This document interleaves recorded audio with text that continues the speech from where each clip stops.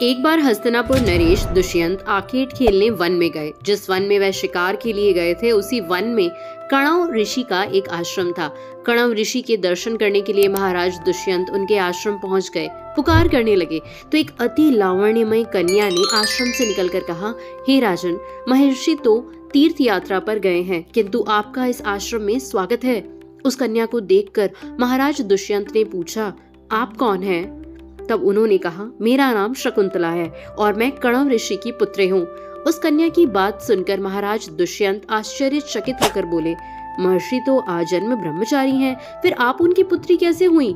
उनके इस प्रश्न के उत्तर में शकुंतला ने कहा, वास्तव में मेरे माता पिता मेनका और विश्वामित्र हैं। मेरी माता ने मेरे जन्म होते ही मुझे वन में छोड़ दिया था, जहाँ पर शकुंत नामक पक्षी ने मेरी रक्षा की, इसीलिए मेरा नाम शकुंतला पड़ा।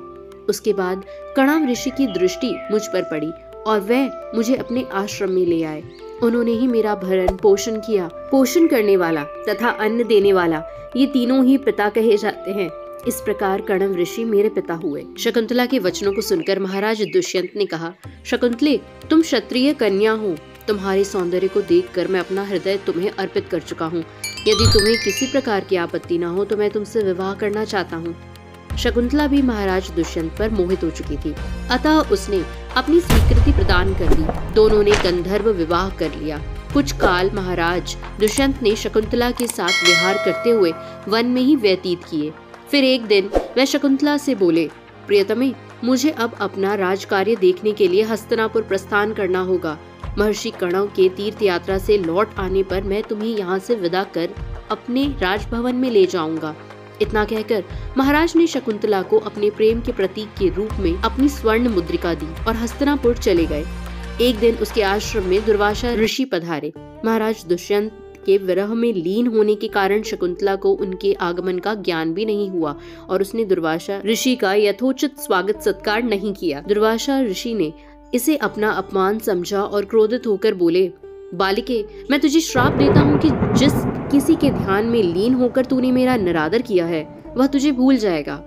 दुर्वासा ऋषि के श्राप को सुनकर शकुंतला का ध्यान टूटा और वह उनके चरणों में गिरकर क्षमा प्रार्थना करने लगी।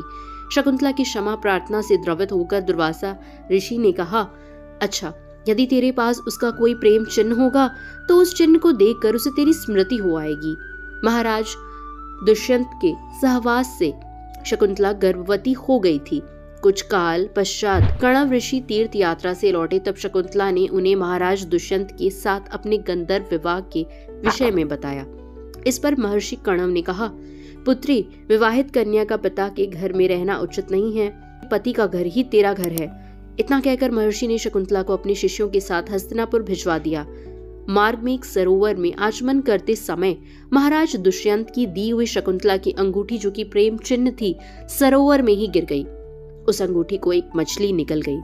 महाराज दुष्यंत के पास पहुंचकर कणव ऋषि के शिष्यों ने शकुंतला को उनके सामने खड़ी करके कहा, महाराज, शकुंतला आपकी पत्नी है, आप इसे स्वीकार करें। महाराज तो दुर्वासा ऋषि के श्राप के कारण शकुंतला को विस्मृत कर चुके थे, अतः उन्होंने शकुंतला को स्वीकार नहीं किया और उस पर उल्टा होने का लांछन लगाने लगे।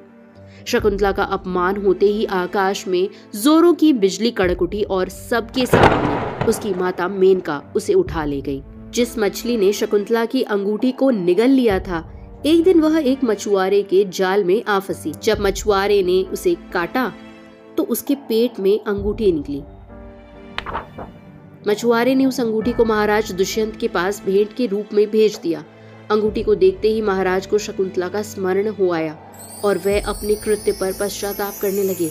महाराज ने शकुंतला को बहुत ढूंढवाया, किंतु उसका पता नहीं चला। कुछ दिनों के बाद देवराज इंद्र के निमंत्रण पाकर देवासुर संग्राम में उनकी सहायता करने के लिए महाराज दुष्यंत इंद्र की नगरी अमरावती गए। संग्राम में विजय प्राप्त करने के पश्चात जब वे आकाश मार्ग से हस्तिनापुर लौट रहे थे, तो मार्ग में उन्हें कश्यप ऋषि का आश्रम दृष्टिगत हुआ। उनके दर्शनों के लिए वे वहां रुक गए। आश्रम में एक सुंदर बालक एक भयंकर सिंह के साथ खेल रहा था। मेनका ने शकुंतला को कश्यप ऋषि के पास लाकर छोड़ा था तथा वह बालक शकुंतला का ही पुत्र था। उस बालक को देखकर महाराज के हृदय में प्रेम की भावना उमड़ पड़ी। वह उसे गोद में उठाने के लिए आगे बढ़े तो शकुंतला की सखी चिल्ला उठी, हे भद्र पुरुष, आप इस बालक को न छुएं, अन्यथा उसकी भुजा में बंधा काला डोरा सांप बनकर आपको डस लेगा। यह सुनकर भी दुष्यंत स्वयं को रोक नहीं सके और बालक को अपने गोद में उठा लिया। अब सखी ने आश्चर्य से देखा कि बालक की भुजा में बंधा काला गंडा पृथ्वी पर गिर गया है।